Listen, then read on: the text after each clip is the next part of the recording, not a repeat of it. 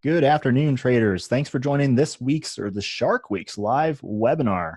So, a quick introduction. My name is Keith, here with Shark Indicators. We've been involved in the NinjaTrader ecosystem since 2011, providing tools like Bloodhound that help traders be more productive and in control of their own trade systems. We're always looking for ways to add to the trader's toolkit, and this webinar and this week is part of that mission. So, before I pass it off, let's take a quick look at the risk disclosure. Obviously, futures, foreign currency, and options trading contain substantial risk and is not for every investor. Now, Daniel began his trading career in 2007, working for a private equity fund in Ecuador. He discovered Bloodhound in 2013 and began offering his services building custom strategies and developing his own trading methods and tools as well. Within just a few years, Daniel has helped more than 300 Bloodhound users to develop and test hundreds of custom trading strategies. He says that working with Bloodhound has helped him to eliminate many of the unprofitable trading concepts that so many traders fall victim to. Okay, perfect. Well, thank you, Mr. Keith. Great. Okay, I just want to say thanks again, Keith, and Jeremy and Zach and all the rest of the team at Shark Indicators. I don't really do these webinars very often, and it really is always a pleasure to work with you guys. So I appreciate the opportunity, and I hope you guys are ready to learn some stuff. Now, today I'm going to be doing, well, let's see, I'm going to probably be a bit different than what you'd be used to normally, as like I said, I don't really do these webinars very often, and I tend to focus mostly on training and not so much marketing. So what I'm going to do today is just run through a little bit about my background and kind of what we're working on, how we trade, and the tools that we use. And then I'll go into depth on Bloodhound and Blackbird and one of our tools, which is the divergence analyst. So that's recently almost 100% complete for NinjaTrader 8. We have a massive update that's coming out today or tomorrow morning. And the one last piece that we have left, I'll show you here in a moment, but we'll probably have that by the what is today? By the end of the week for sure. So let me just tell you a little bit about me. Before I do that, let me grab you guys a link, because what I'm going to do today is focus on really explaining the tools and going in depth on Bloodhound mostly. And then I'm going to do a part 2 on Saturday at 1 p.m. Central, which I think will give a lot of the guys in Europe and maybe Asia a little bit better opportunity to join us. So on Saturday, I'll do a part 2, and we'll be focusing mostly on Blackbird and automation. So it's really a lot to cover all at once. And, I want to make sure that you guys really, first and foremost, understand about Bloodhound and Blackbird, and just a little bit about my tools. I'm really just grateful that I discovered Bloodhound a long time ago. I think it was 2013. And it really just completely revolutionized my trading. So I don't want this to be about me and Trade the Plan and our team here. I want it to be more about Shark Indicators, Bloodhound, and Blackbird. And to do that justice, I really do need to split it up into 2 parts. Okay, so that is part 2 that I just gave you the link for. Does everybody have that? And then I'll give it out to you again, probably about halfway through, and then at the very end. So I know that I said that this webinar would be mostly about divergence analyst, and a good part of it will be, but I want to give you a broad overview of how it is that we trade, how I pieced all of this together, the methods that we're using, why I'm using these methods, and how I figured out that combining these was really the only chance that I had at ever becoming successful at this. And go into a little bit about our tools, but mostly our tools inside of Bloodhound. Okay, I will major on the Divergence a little bit, but again, on Saturday we'll go really in depth in Blackbird, and we'll just be using Blackbird for the entire time, which I imagine will go about an hour and a half or so. I'm going to try to keep it pretty short today and get right through it. So just a very little bit about me. I really don't like talking about myself too much, but I did get started in trading pretty early on, right out of college in 2007, working for a private equity fund in Ecuador. After I graduated from Paris, I got offered a job in Ecuador. And that was, right at the big bust, obviously. So by 2009, last in, first out, and moved back home. But I continued working in trading and managing some of my own money, some family's money, unfortunately. But you can imagine how that went. Not too well.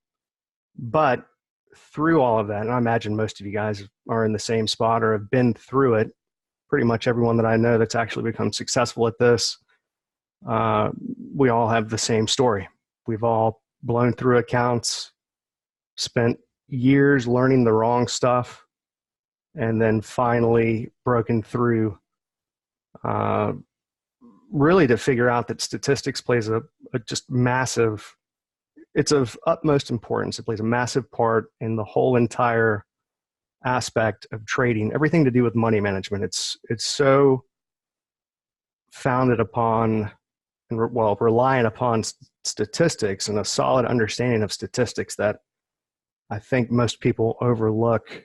And people tend to kind of get in that coin flipping mode and not really appreciate the laws of probability and statistics. But anyhow, I found Bloodhound in 2013.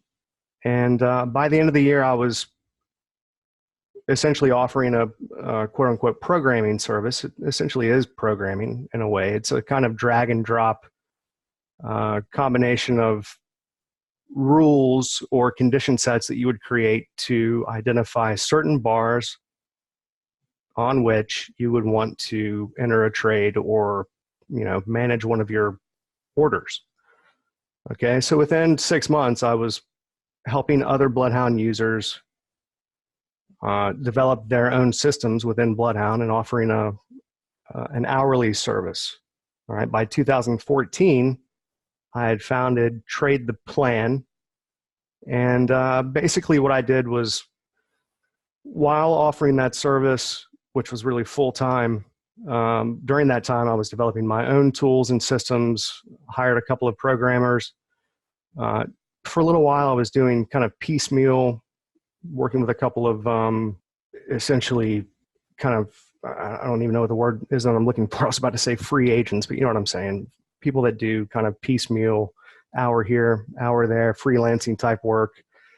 And finally, after about a year and a half of searching, I did find a really, really excellent and gifted programmer whom I hired. And from there, it's been a pretty wild ride. So we put together some really amazing tools, and it's just getting better and better and better. So in 2015, I started a track record. I wanted to prove that what I had been working on actually held merit. And during the proving of that, which took about 3 years, I literally had to throw out about 90% of what I thought was useful. And it's pretty ridiculous what we think we know compared to what's actually true.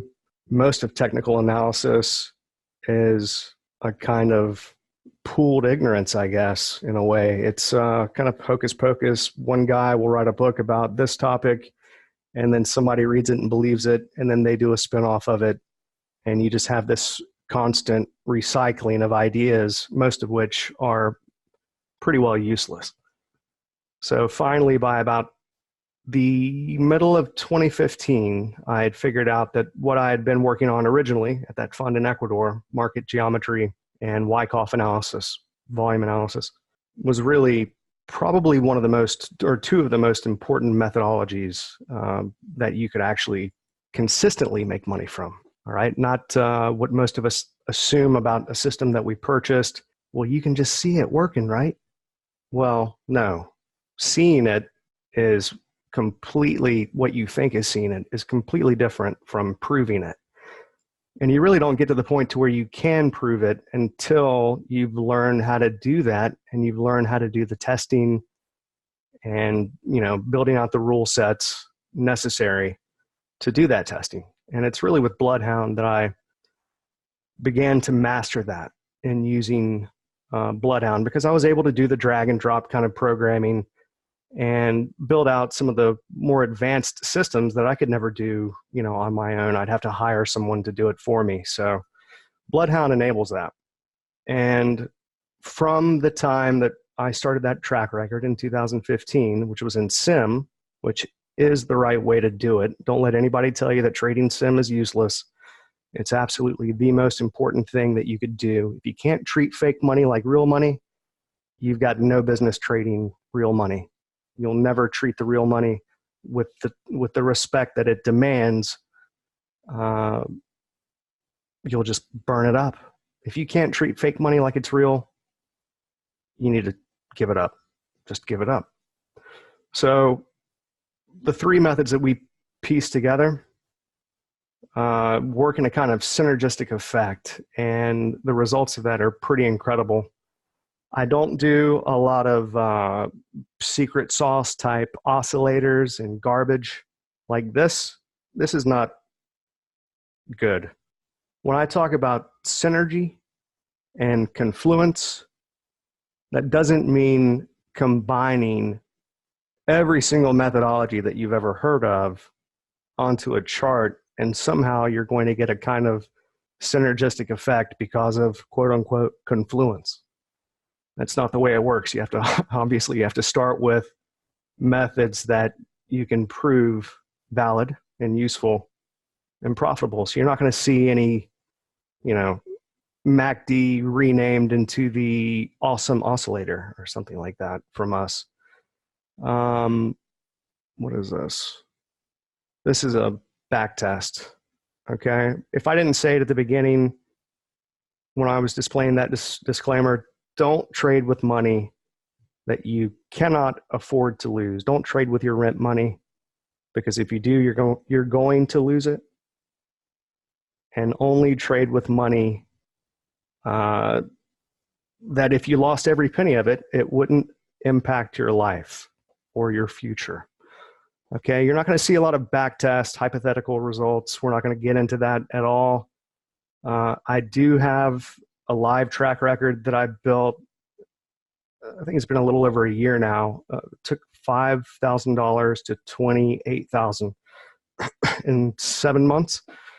And I have a recording to a webinar that we held about a year ago, I guess, where I go into that and explain to you how I did that, walk you through week by week, month by month, show you the drawdowns, and then the last drawdown that I had, which actually led me to the point where I am still now, which was stopping everything that I was doing, trading live, and getting to the point to where we had all of this development done. We've moved on to NinjaTrader 8. Development has been pretty tedious and time consuming. I wanted to have all of that behind us. I wanted to have a number of upgrades and updates done to our tools that would enable me to do the type of analysis and automation that I've been wanting to do before going live again. Okay, so you're not going to see a bunch of hocus pocus from us. We're not trading from, our sailboat out in the middle of the Caribbean or whatever. This is not what you're going to see. So we have a number of testimonials. If you guys are curious, you can go to Facebook, our Facebook page. You could go to Google Maps, Google Business, look us up. You'll see plenty of reviews there. So we have a pretty solid team. We're developing a lot of really great tools. And now we're about to release a forum and a service that will be game-changing for a lot of you guys. But what I want to do now is break and go into Bloodhound and show you how it is that I started off by piecing all this together and finally reached the point that I could prove out that what I was doing wasn't stupid and actually held merit and could make money. All right, so let me just do this really quickly. The tools that we use are essentially four main tools that we use. Traders asking, so this is day trading, not futures. We are trading futures. Some guys trade Forex. We're going to break into stocks probably in a couple of months. But yeah, we're trading futures. So I'm looking at anything from a 240-minute chart all the way down to a 2-minute chart. Okay. So what we're focusing most of our attention on are the three main methodologies that we use in our trading room and the system that I've kind of built out here. So the main thing that we use for identifying the areas that we're trading is market geometry. Okay, market geometry is really what governs supply and demand. It sounds bizarre and it looks even more bizarre, but market geometry is, for lack of a better word, just simply trend channels and Andrews median lines. All right, so if I draw this on the chart, that's the trend channel and that's the median line set, right? And then these are all the warning lines. All right, so and this is a ABCD extension line, that's 200%, the length of this wave. Okay, so there's quite a bit to it, but this is really, believe it or not, what governs supply and demand in the markets. And it's pretty easy to prove that. It's quite bizarre, really. But when you start digging into it and you're working with it every day, it becomes pretty clear pretty quickly that this really is what is driving price.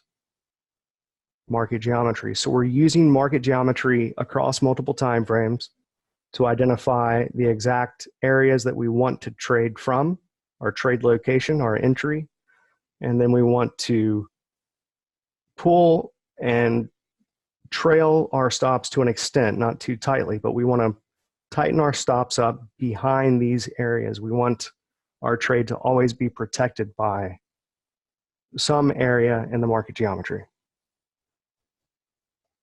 Okay. So we confirm those areas using volume and momentum divergence. And that's what I'll dig into here in a moment, focusing on the divergence first and foremost. So let's look at the ES real quick.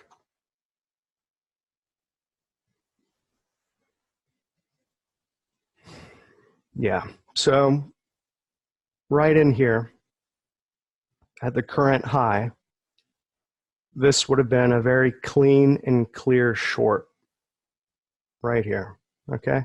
So this is the median line set, these white lines, Andrews median lines. Some people call them pitchforks. So literally all that we're doing is we're drawing in from the major swings, the market geometry, and we're looking for one area that's down sloping in favor of the trade, the larger area. And then we're looking for one area that is sloping against the trade. So for instance, we would we would wait for it from the time that it started moving up here. We would wait for the market to come all the way up to this area, this upper median line down sloping and the top of this upsloping channel. Okay, that's the area that we want to trade from. And I'm using today's price because I don't want you to think that I'm cherry picking this. This is the way it works all day, every day, in every market. Okay, we're in a strong downtrend in the ES and we're correcting that. So we're looking for corrective waves, tracing out upsloping channel for a short, and then the larger downsloping area from the larger structure back to the left. So that's the area that we would look to enter the market short, right up in this area, okay? So what you'll see here at the top of the chart is Bloodhound. This is Bloodhound right here. Each one of these solvers contains a specific rule set or exact rule, and then I'm combining them in sets of rules. Okay, each one of these templates, these Bloodhound templates, is looking for a very specific corrective wave. If any of you guys are familiar with Elliott wave, you'll know about corrective waves, flats, zigzags, double threes, that sort of a thing. Okay, so what I'm doing inside of Bloodhound is I'm piecing together a lot of different rules according to a swings indicator. There are actually three different swings, three sized swings within this divergence automation tool that I have here on the bottom of the chart. Okay, this is the volume, obviously, and this is the divergence tool that we have. It's the divergence analyst on the bottom, volume analyst above that. And you can see when I zoom in or zoom out, the objects appear or disappear. And then I'll turn all of the swings settings on here directly, so you can see exactly what I'm doing with this Bloodhound template here. All right, so this is the divergence analyst right here. And I'm going to turn the swings on here in a moment, but you can see this is a new update that's coming out, like I said, today or probably tomorrow. I still want to do a little bit more work with it and make some better templates for you guys. But anyhow, we have in NinjaTrader 7 the ability to attach this divergence algorithm to any other indicator, no matter if it's custom made or some other vendor made it, and you want to take his oscillator that you've bought and find divergences between that and price, you could use that in NT7 with any other indicator, doesn't matter what it is. Okay, you could also use it with another instrument. So you could bring in the advanced decline line, the tick index. You could compare the S&P 500 to the Dow. You could compare anything you want together. It'll find divergence between any two inputs, okay? So in NinjaTrader 8, we have multiple different indicators that you can choose from here built into it. And we're currently in the process of adding that pop-out window that will allow you to bring in any other indicator or any other instrument. I wanted to make that clear so that I wasn't, misleading anybody on that. We'll probably have it done by the end of the week, but it really is a pretty big project, and we've been working night and day on this for months now. But those who already own it have been using it for a little while in NinjaTrader 8, and then, like I said, today or tomorrow we'll have this massive update where you can select any of these oscillators. And I've been through pretty much all that there are, at least publicly available, talked about, written about, and believe it or not, there are a lot of oscillators out there that are pretty well useless. So I filtered out all of the ones that I knew for sure were a waste of time and focused on including only those which actually did have some use and were a little bit unique, or let's say a bit different between the other ones from one to the next. So that there is quite a bit of difference between these, and each of them you can modify the input, the output, and an average. So you could take any one of these oscillators and really create just about any other oscillator that you could think of, or that anyone has taken and modified some existing indicator and repackaged it as another name. Basically what they're doing is they're taking the input of some standard calculation and then modifying, smoothing the price component input or the output, or modifying the average. So I mean, there's really only so much you can do with a couple of equations and some moving averages, but this already is pretty well beyond what we've had in NinjaTrader 7 to this point. And the thing that we're waiting for now is the ability to attach it to any other custom indicator or instrument. Okay, so that's about as much as I'm going to go into about features and explanations here. Let me just turn on these swings. Turn a couple of labels on here. So you can see I have 3 different swing sizes.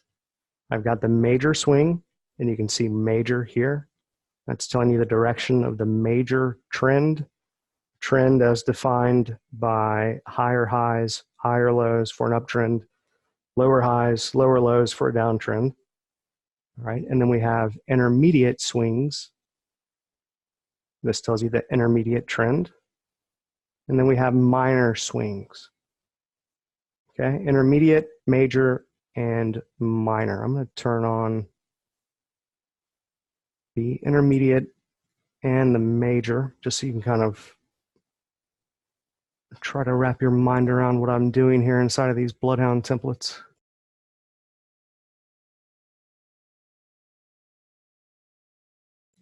Michael's asking, and the Andrews pitchforks are part of the logic selection? Yes, absolutely. So I have multiple Bloodhound templates. Let me just show you all of them here now. This one is for the market geometry, the trend channels, median lines. For any trend line, we can access any of these trend lines. I have probably the most elaborate system that anyone has ever made, I would imagine. Pretty close. And some people, especially those that are well-versed in system development, will hear that and laugh and say, well, that doesn't mean anything. In fact, it probably means that it doesn't perform very well at all. And I would tend to agree with that, except for what most people are talking about when they're talking about degrees of freedom. It's really restrictive type rules that kind of pigeonhole the trade selection, and likely are rules that are form-fitting rules, curve-fitting rules. And what I'm doing here, as far as being complicated, it's more about actually how we're able to get the signals that we're getting. That's complicated, not the actual signals themselves. Just to get an accurate divergence signal is a massive amount of logic involved.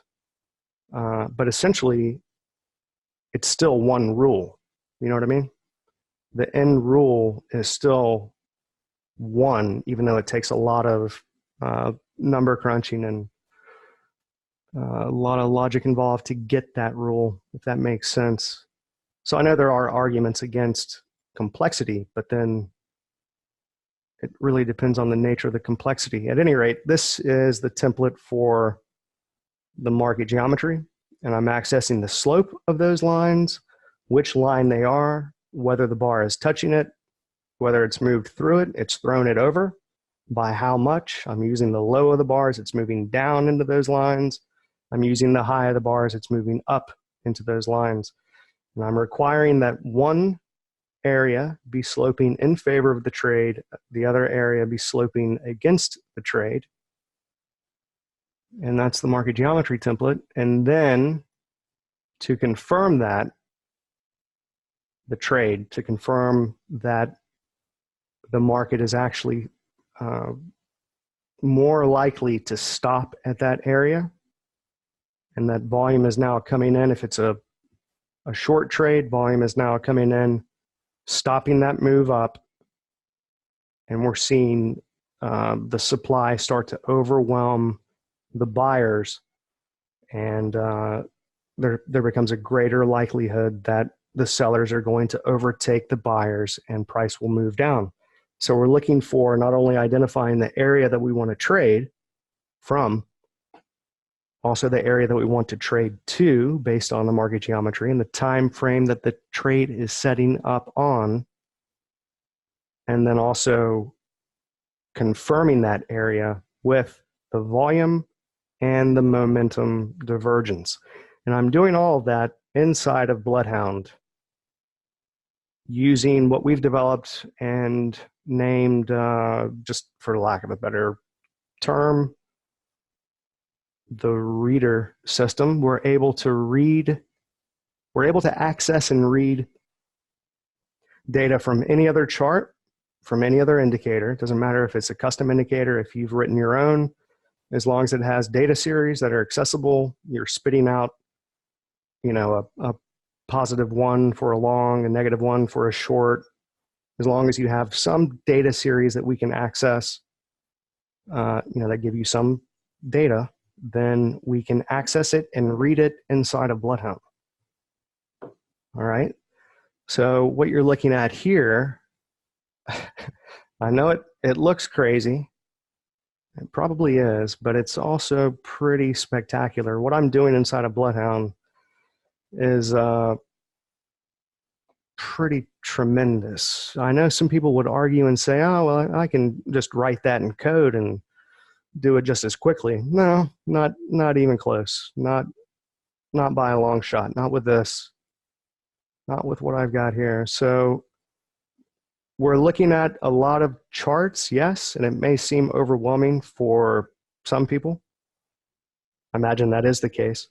But to make use of volume data and momentum data, and with momentum, obviously divergence, to get an accurate, or let's say a complete representation of what's actually happening in the volume and the price action, you need a kind of equal slicing or sampling of the data. You need kind of evenly segmented slices or segments of the data, so that you're getting an even distribution of the volume data and the price data, right? So we want to have a number of different charts, yes, but we want them evenly spaced as well. So we want a number of time frames. And like I said, we're using all the way up to a 240-minute chart, all the way down to a 2-minute, and we're including a couple of tick charts in there, and a custom bar type, which if I have time, I'll go into in a little bit. Looks like I won't have time. But what I'm doing here inside of this one template is I'm combining all of our confirmation rules in one Bloodhound template, and it's on one unique chart, okay? So anytime you're talking about system development, automation, whether it's fully automatic, semi-automatic, trade entry, you're always splitting that entry, you're splitting that into two, how do you want to call it, two data sets, two rules. Every system, and this is arguable, of course, but just about every system is split up into looking for identifying the bars during which time you would begin to think about a possible entry. So you're identifying the setup bars. You're isolating, you're removing all of those other bars that you would not want to enter a trade on. And you're isolating only those bars during which time you would begin to look for a trigger. Okay, so you have your setup, and then you have your trigger. This is the trigger portion of the trade right here. And rather than waiting for quote unquote confirmation, which everybody thinks is somehow, you know, more, what's the word I'm looking for? Less risky. Confirmation is not less risky. In fact, by definition, it's adding more risk to the trade. Now, you might say that, well, that it's less risky that the trade is going, there's less chance of the trade moving against you, of the market moving against your trade, because you've waited for the market to move in favor of your trade a little bit. Rather than getting in long as the market's coming down, you're waiting for the market to turn up before you buy it, right? So by definition, you're going to be getting in, if you're waiting for confirmation, you're going to be getting in later or further away from the swing low. If you're, trading like I'm trading, which I'll show you here in a moment, you're by definition waiting for the market to move out of that area or that low. And depending upon how far you're waiting for it to move, it could potentially be way, way, way more risky, or way riskier rather, waiting for that quote unquote confirmation. So what we're trying to do here with this template is we're trying to get in as close to the area that's being, confirmed. It has to be being confirmed if this is going to give a signal. We're trying to get in as close to that area as possible once we've identified when we have our type of confirmation, which is not price movement based, but really volume and momentum divergence based, where we're trying to get in as close to the area as possible. This is pretty elaborate, and you would think, wow, that must just be impossible to calculate. That must really bog Ninja down. Well, no, not at all, because what we have, rather than bringing in, see, each one of these solvers, by the way, this is Bloodhound, which I really didn't explain very well. Each one of these solvers is calling the signals from each of these different indicators. So I'm not bringing those indicators. So for instance, I have, let's just say I have 5 charts. All 5 charts have both the volume and the divergence indicator on them. Okay, if I were to make a strategy that was truly multiple time frame, and I wanted to build that strategy to match exactly what I have laid out here with 5 charts, all of which have 2 indicators on them each, not to mention a couple of other little volatility type indicators. If I were to try to reproduce that inside of a strategy, I would literally have to call each one of those time frames and indicators, combine that all in a multi-time frame strategy, which if any of you have worked on that, it's no day at the beach. It's not exactly easy working with multiple time frames. But to do that effectively, you have to bring in each and every time frame, all the indicators, and run all of that all over again. Wouldn't it be nice if you could just simply call the signals, just be able to reach the signals that are produced by those different indicators from the charts themselves without having to rebuild all of that, run all of those calculations all over again? Well, that's exactly what we've done with this tool, where we can read the signals from not only, our tools, obviously, but also any other tool, any other indicator that has a data series. If it has a data series, you can access it and read whatever signals it has in there. So each one of those that you see there inside of Bloodhound is accessing a different indicator on a different chart. So for instance, let me just find one that's one of these 3 charts here. So this is MN3. This is a 15-minute chart. That's this one right here. This is accessing the divergence signal, this indicator down here. All right, so we have that actually manages this and make sure all the connections are solid.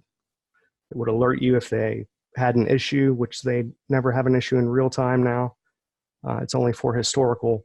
This reader manager is what governs this whole process.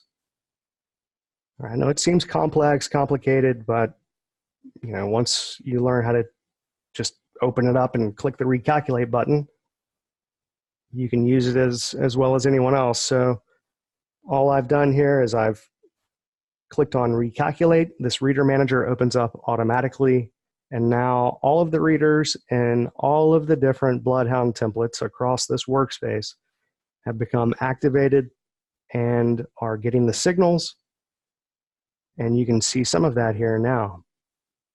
Okay, but this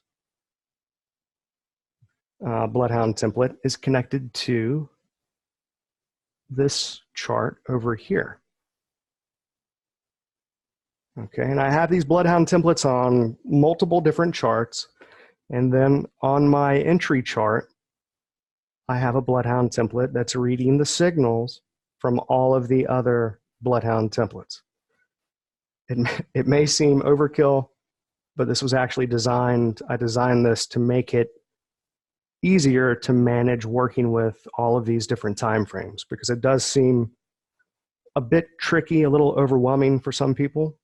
But when you have Bloodhound doing it all for you, at least as far as reading the signals, it makes it a lot easier to work with. You still have to draw the market geometry in manually, although we do have a solution for that as well, which I'll get into on Saturday, where I'm able to export all of the analysis that I'm doing to a server, and then it will show up on your charts.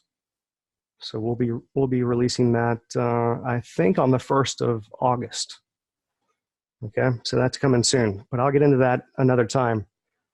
So that was the confirmation template. Now let me dig into this a little bit. This is what I want to major on for about 10 minutes, and then I'll kind of wrap it up here. So this template right here, this is looking for corrective waves. It's looking for little ABC type patterns. Okay. So who would have thought that you could do pattern recognition inside of Bloodhound? In fact, most of the tools that I've made, I have written out the specs, designed the logic using Bloodhound to do it.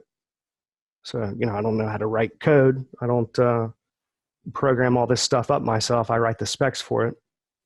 And then our team will program it up for us. So writing those specs, of course, when I started this, I had no idea, how to do any of that.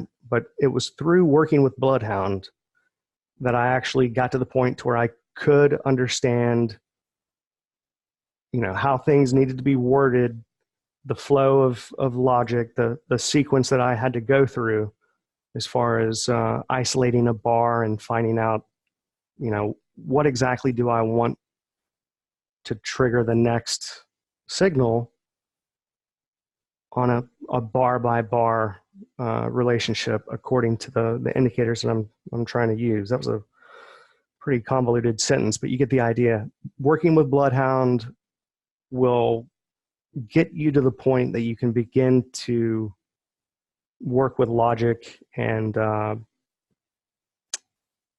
it's kind of difficult to describe really, but in piecing together the rules that you're trying to put together for an entry or an exit, you start to think on a bit more micro level, and you're really digging into, what exactly is occurring from one bar to the next relative to the indicators that I'm using. And you begin to realize that once you actually start doing some back testing, you begin to realize that the patterns that we think are recurring patterns, while they may be recurring, they're not necessarily recurring in such a way that is profitable, that you could profit from. You understand what I'm saying? it may seem like it's a recurring pattern that you see all the time, but that doesn't mean that there's an edge. That doesn't mean that the probability of identifying that pattern, that the identification of the pattern is actually going to make you money. That doesn't mean that the probability of that is greater than 0.5. You know what I'm saying? So just because you see a pattern and you think it's recurring, it doesn't mean that it's a profitable pattern. But at any rate, what I'm doing with this template is I'm identifying these ABC type corrective waves. Okay, and it might sound kind of crazy that I'm doing that inside of Bloodhound. Well, I think it is actually. It is a little bit crazy because there are people that sell a tool that does this for $3,500, $2,500, which is yeah, kind of crazy. So this will come with the divergence indicator. All right, and I have these for every single time frame, from the hourly chart all the way down to the 2-minute chart. Okay, but what I'm doing inside of the divergence tool, I have those 3 swings that I mentioned earlier. So those 3 different swing sizes. And identifying the number of bars that make up the swing, and then when a certain bar has been a certain swing has been broken, all of those rules piece together to identify these different bars. I'm isolating the bars for the setup to identify and single out the bars that I would begin to look for a trade. Okay, so again, we have the setup, we have the trigger. This is part 1 of identifying the setup. I'm identifying those bars on a specific chart, a specific time frame that meet the rules for potentially being in a correction. Okay? I'm looking to identify a potential ABC style correction within a trend on each time frame. Okay, and then according to what time frame that pattern is occurring on, then I'll have a specific set of rules for the confirmation to determine whether I'm going to enter a trade during that setup to actually get a trigger during that setup or not. Okay.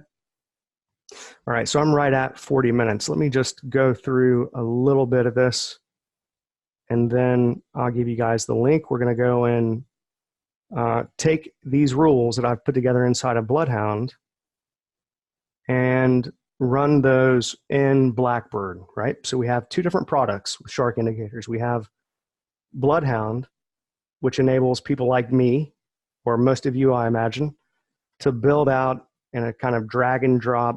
It's like everything is going drag and drop. Website building, all sorts of different things. Logic sequences, you can do it all in a kind of drag and drop fashion, just like you would in other platforms. We can do that now with Bloodhound for building trading rule sets for entry, for exit, for moving stops and targets, all the way from entry, trade management to exit. Okay. I don't want to go into the details of, what all of these different solvers are and mean, but essentially each one of them is a container for a specific style of rule. Okay, and everything that I have here, every single one of these is one solver. It's all the simplest solver, which is the threshold solver.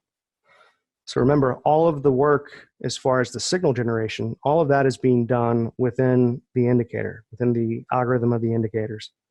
So all this is doing, all Bloodhound is doing, is providing the container for the rule, okay? For the indicator that's actually accessing the signal. And then I'm piecing those together with different types of logic. So this is an AND node, for instance, meaning that both of these must be true. Okay? This, for instance, is looking for a major swing between 2 and 32 bars on the hourly chart. This one is looking for a major swing between 55 and 96 bars on the 15-minute chart. And I'm using these different sized swings and number of bars that make up the swings because I'm identifying the speed of those swings. I'm looking at essentially the grade of the move. I want to see a swing that is not moving down too fast, like you see this one here. That number right here that says 113. That means that it's moving down at over 110% of the average range per bar. So it's coming down very, very fast. That's what that 113 means. It's essentially, well, because it's directional, I guess you could call it velocity. But it's speed, right? If I don't have direction on it, if it's the absolute value of it, then it's just the speed. So 113% of the average range per bar. That's a pretty fast move. So I'm not looking to buy that, although it did stop on a dime right there, and you see it stopped on a dime because of that. We have pretty clean and clear demand coming in there on the low. And I would imagine that's probably a setup on the 2-minute chart. So this is a 15-minute chart. Yeah, anyway, I'm getting ahead of myself here. So I'm looking to identify the speed and the slope of these swings, and I'm essentially dissecting the price action of every single move and isolating only those ones which I would consider entering a trade. Okay? So that's what I'm doing with this template here. And then these couple of solvers are looking for breaks of previous waves. So if this is a break of the major waves, and then I'm extending that forward, the moment a wave is broken, a swing high or low, let me just redo this real quick. I'm just reconnecting it, modifying one of these settings. Okay. So once a particular swing is broken, then it gets the signal. I know most of this is going over everyone's head, and I can appreciate that. But what I'm doing with this is really pretty incredible. It's really pretty incredible when you think about it. The fact that I can do this, someone that doesn't know how to program, doesn't know how to code, that means that any of you could do it as well.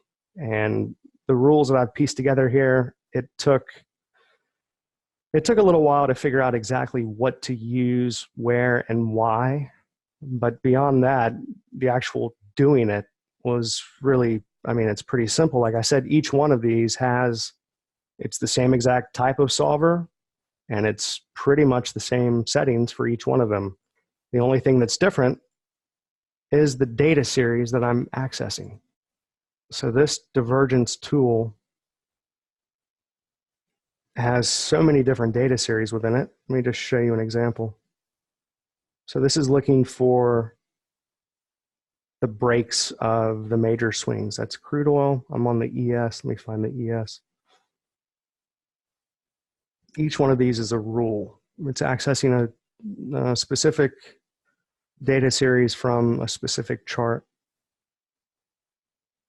Let's just look at this. So this is looking for regular momentum divergence. And these are the different data series that I have to choose from. I actually have stops and targets built into it. All of these different swing points, you can access the potential average range for the major swings, average range per bar, average range per minute, the total distance in ticks in average range, which, trend, is it an uptrend or a downtrend, on which bar did the trend change. So I built out every single possible data series that I might potentially want to access to develop automated signals, automated systems. And that's what I've done here with this divergence tool. So it's the divergence tool that has all of these algorithms built into it that then produce the signals that I need to access to identify which bars I'm wanting to identify as the potential setup. All right, so now let's combine it with the next portion of the setup, and that is the market geometry. So I just turned on these swings just so you could kind of see it. What are some of the data points that it's getting access to? The one on the left is the distance from the low to the high in multipliers of the average range. The one in the middle is the total number of bars, and then the one on the right is the percentage of average range movement per bar. So that means it's moving up, that 12, it means it's moving up at 12% of the average range per bar. That's the closest thing that I can get to actual speed or velocity that's not both instrument and chart specific. So that makes it basically universal for any chart, any time frame, any instrument. Let me just turn that off. Like I said, on Saturday, I'm going to do a part 2, and we're going to run all of this in Blackbird. So I wanted to kind of major on Bloodhound today, how we build out these signals using Bloodhound, and then on Saturday, how we bring all those signals into a strategy, an automation tool for order entry, order management. So basically managing it all the way from entry through to exit. It's really a pretty incredible tool, Blackbird. It has all of the things that you would want to do that you may not even realize that you would want to do. They've literally thought of everything that you could use to manage and order according, to volatility, all sorts of different trailing stop rules. You can literally create any type of trailing rule. And I've done a lot of that, and that's what we're going to get into on Saturday. All right, so now that I've reloaded the chart, I'm just going to recalculate. And then I'm going to combine this part of the setup, which, again, this template is looking for ABC corrective waves on this 15-minute chart. And then I combine that with the market geometry, and then confirm the volume and the momentum divergence on that exact area, the bar that's touching those areas in market geometry, and is also a potential ABC corrective wave. Okay, so you can see I have some signals back here, right? Well, that's a potential short, isn't it? Well, yeah, it may have been a short on the 5-minute chart, but did we make it up to the top of the channel anywhere? No, not really. And what about right in here? Did we make it to the top of the channel there? No. So we never made it to the top of any of those upsloping channels. So what I'm looking for is actually making it to the top of the upsloping channel, the one that's sloping against the trade, which we did right there. And then one of the big downsloping areas, which we have here. So that's the bar. And then I want to confirm that with both volume and momentum confirmation. So this is that bar right there. See it? That bar on the 15-minute chart is this area right here.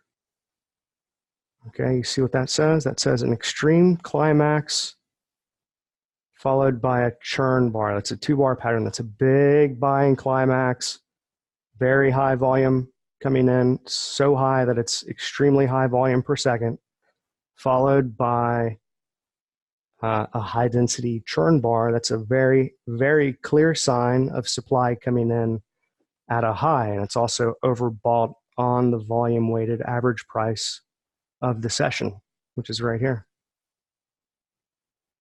Okay, so on this chart, I have the market geometry template, which is looking for a bar that's touching both a downsloping and an upsloping area. Okay, so in real time, you don't have to recalculate. It's recalculated on every tick. But you see that? So that signal from Bloodhound, it's really pretty incredible that we can even do this, that I can draw these areas in the market geometry on the chart and have Bloodhound pick all of that up completely automatically and then enter orders based on that information inside of Blackbird, all completely automated. It's pretty crazy. This is what I've been working on for like 6 years. It's finally happened. It's pretty amazing to me. So that's the bar that's touching both that downsloping and upsloping area. This is something, I'm telling you, this is something we see on a daily basis. These areas setting up in the market geometry. We may not get a perfect trade every day, and sometimes, you know, it does require a little effort on your part to draw it in, and you can miss them, but there's really nothing else like it that comes even remotely close to identifying the areas where the market is likely to reverse.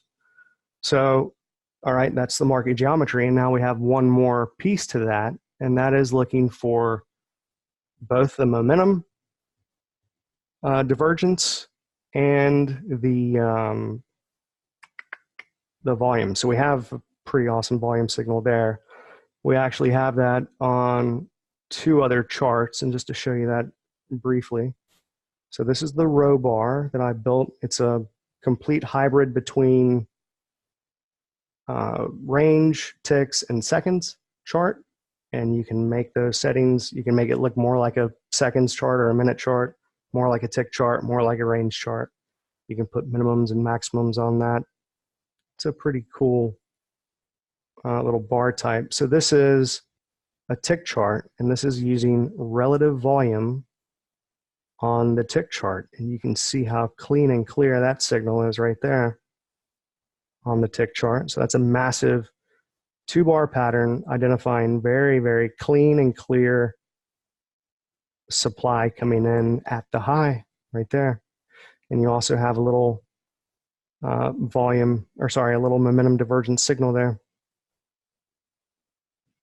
So we have the divergence and the volume and the market geometry all coming together for the signals that Blackbird will then take and enter and then manage for you according to whatever rule sets you have built out inside of Blackbird. So I'll get into Blackbird and how we automate these signals and then manage them on Saturday. And I think we'll go over probably 3 or 4 different trades, and I'll try to keep it kind of succinct and to the point on Saturday. Sorry, let me just do this real quick.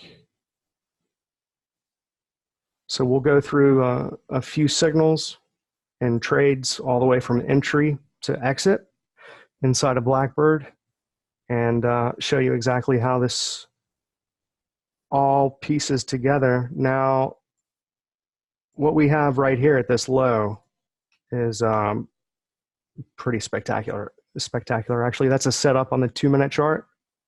So this is looking at a potential ABC correction on the 2-minute chart You have volume divergence right there.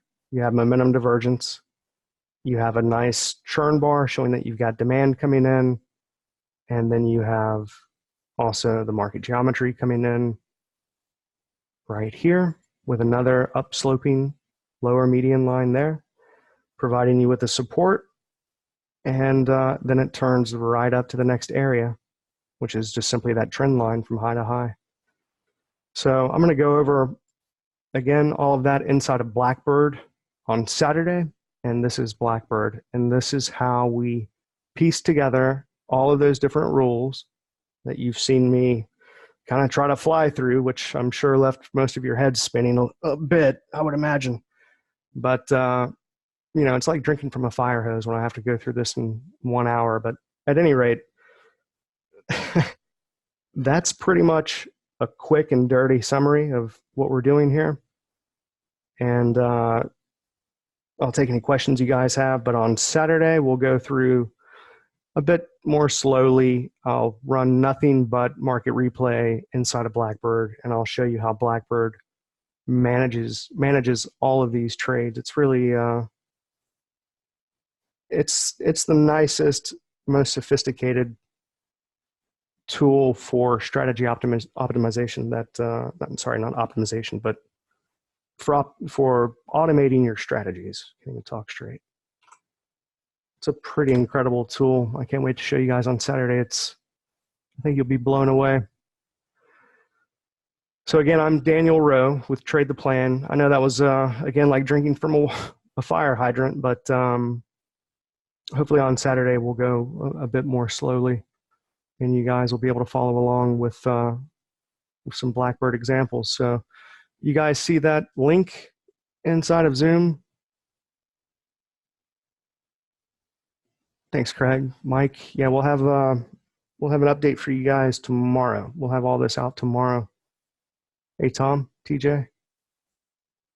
All right, there's the link one more time. I'll go over all of the pricing and whatnot on Saturday. But if you're curious now, let me just go ahead and give you a link to it. I'm not trying to sell anybody up. Basically wanted to explain Bloodhound and Blackbird to you guys first and foremost, because I think you're about to have some pretty amazing webinars here over the next few days. And then on Saturday, I want to tie all that together with some really amazing examples inside of Blackbird, so you guys can really see what that's all about. Sure, let me check that. All right, so Milby, what am I accomplishing allowing so much choice?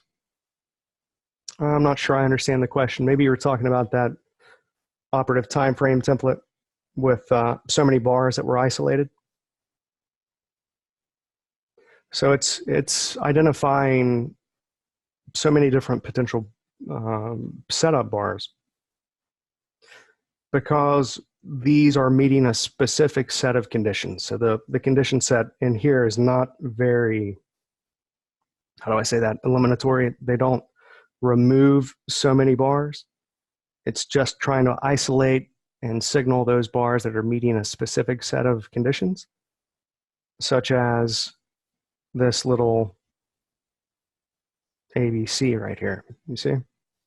So that's all this template is doing, okay? And then I want to combine that with the market geometry such that I have to have an area in line with the market geometry. And then I have to have the volume and the momentum divergence confirm that, you see? So there's an area in the market geometry. That's the downsloping area. And then I'd have to see if we have an upsloping area there on the tick chart, but that's how we narrow it down. We're trying to isolate the bars on which we would want to do business, and then confirm that in such a way that's identifying demand coming in at a low, supply coming in at a high, and meeting a couple of other required conditions before I'd actually pull the trigger on the trade. Yeah, do you see that here in the lower panel? So the way that I'm doing it on the chart, I have Bloodhound in the lower panel with the divergence indicator. So I try to keep it, as clean as I can. And you can turn these racing stripes on or off.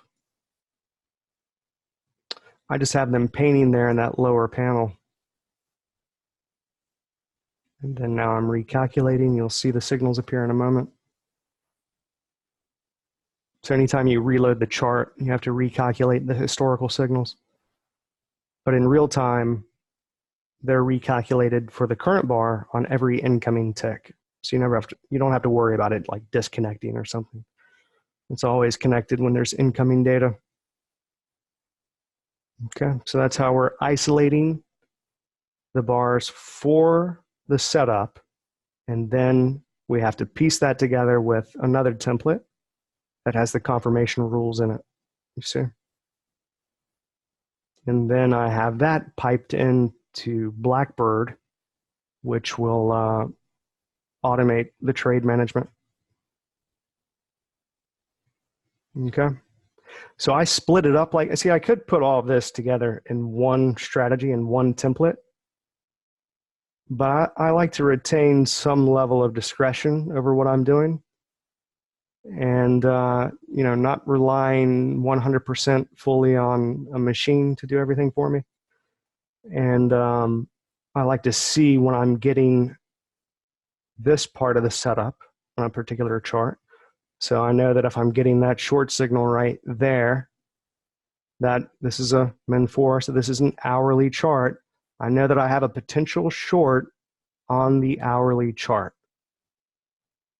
Okay, the minute I start seeing this, I know that I now have a potential short on the hourly chart. This is my operative time frame. And then I have a particular set of rules on the subsequently faster charts that must be met before I'll actually enter the trade.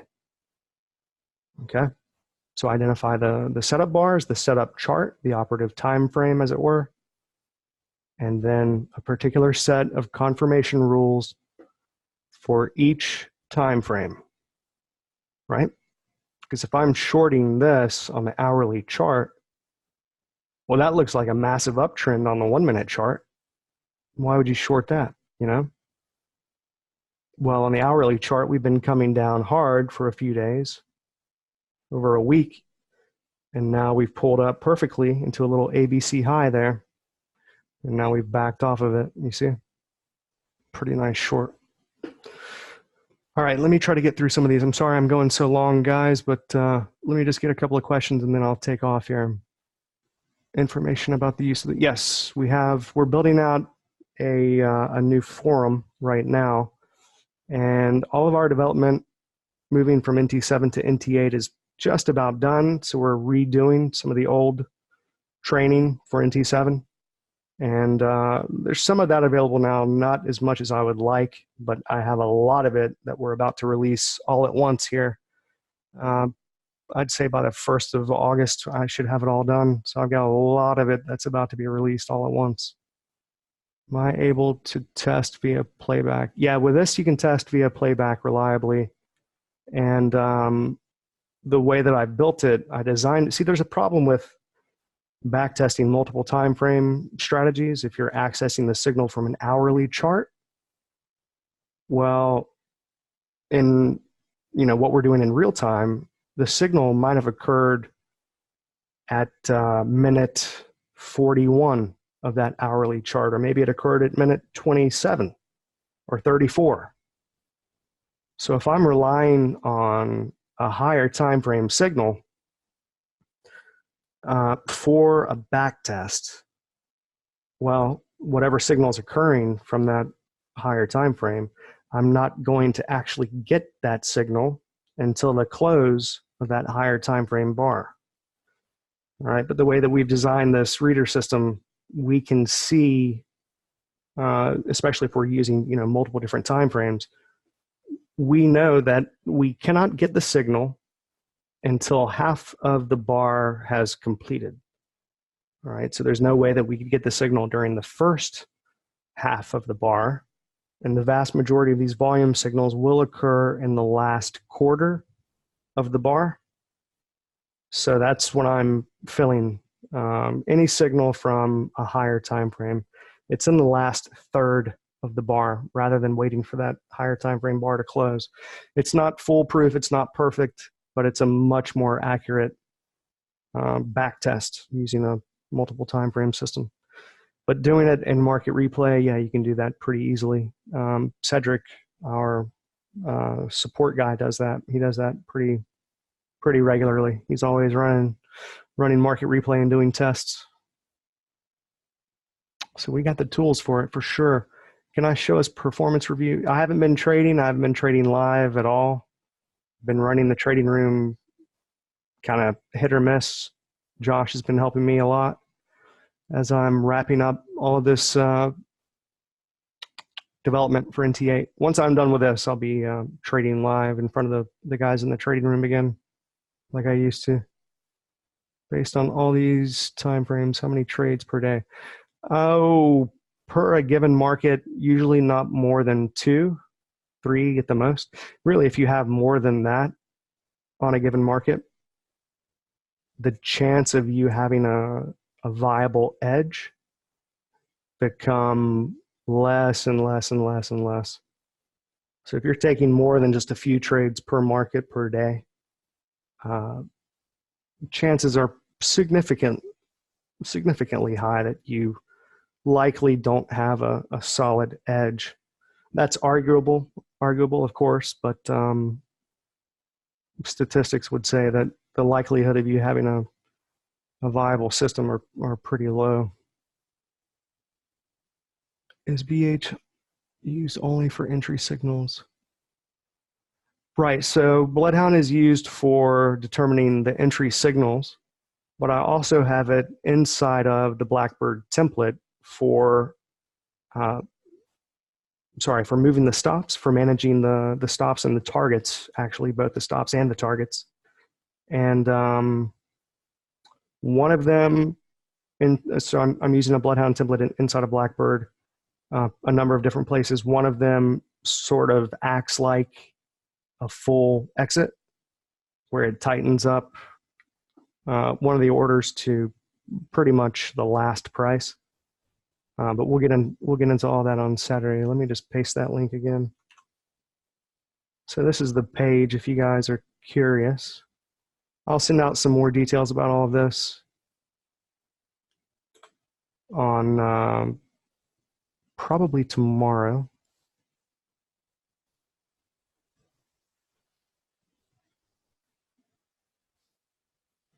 With a recording. And then here is the webinar sign up for the part 2 that we'll do on Saturday. Saturday, I'll have this quite a bit more dialed in, and we'll get rolling right away with examples inside of Blackbird.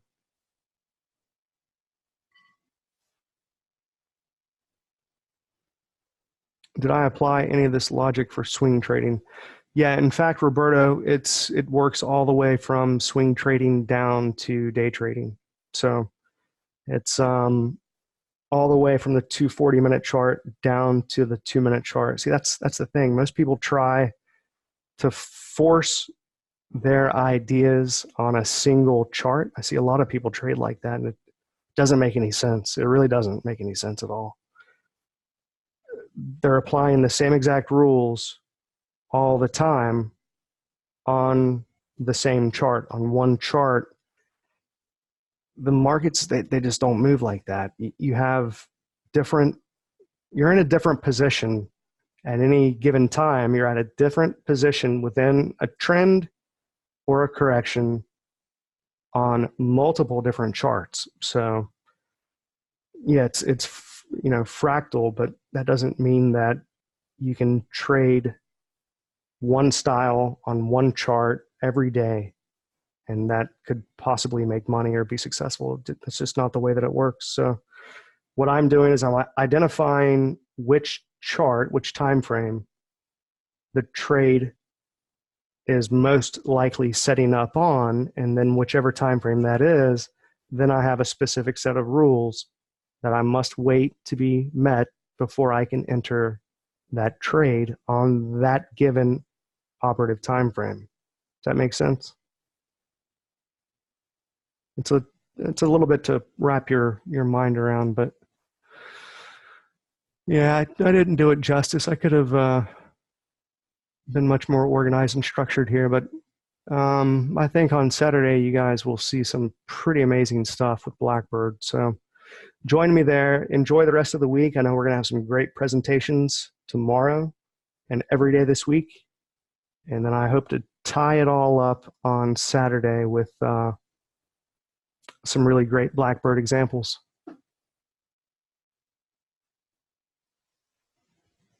Yep, we have packages available with Bloodhound or Blackbird or both. We have one package here that just has the divergence tools with the operative time frame Bloodhound templates and some Blackbird templates. I'll go over all of that on Saturday. Okay, I don't want to take up any more of Keith's time or your time. Let's go ahead and call it a day. And if you have any other questions, please write into support@tradetheplan.com and we'll be sure to get right back to you. Here you go. Yeah, great presentation, Daniel. Yeah, we are very glad that we started with you. You know, starts the week off very strong, especially when considering the technical details. You have such a strong fan base, and it's because they love your sort of no nonsense. You know, let's get to the point. Let's show just how ridiculously powerful your tools and how powerful you can make Bloodhound be if you're creative enough and you take enough time and you want to actually get stuff done. And so this is an example of what you can accomplish in 5 years. You know, exactly. My only concern is that, you know, someone who's brand new to Bloodhound might look at that and think, oh, Bloodhound's really complicated. Just remember, it's really easy to get started with. I mean, it's meant as an alternative to having to learn to program. And even Daniel, who has access to some really good programmers, he still uses it to map out a system and use it quite a lot in what he does. Absolutely. Really great to see that. Tomorrow, as you can see on the screen, I hope you can see that, we've got John Novak presenting. Kind of exciting just in the sense that, you know, it's been years, I think, since he's presented with us. So yeah, pretty cool. Talking about Fibonacci. And then Ferenc, a lot of you know about Ferenc. A lot of you love Remick and what he does. So yeah, come on back, check it out. Follow those links that Daniel shared to his sale. Bookmark that so that you've got it ready for when you're ready to bite the bullet if you want his stuff. And then, of course, register. Go ahead and do that now. Register for his Saturday webinar. Daniel's always, that's his MO, is he always hosts a longer, more sort of casual, more in-depth webinar secondarily. And we always hear really great feedback from people who, you know, if you liked what you saw here, you're going to get more of that and more in-depth from what I understand. So really great. So take advantage of all that, and we'll see you guys tomorrow. And if you can't, if you've only registered for this, or if you want more information for Shark Week, go to sharkweek.cc. That is the web address. All right. Any last minute questions?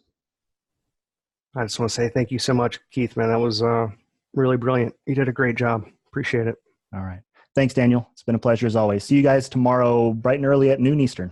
Thanks, guys. All right. Bye, everyone.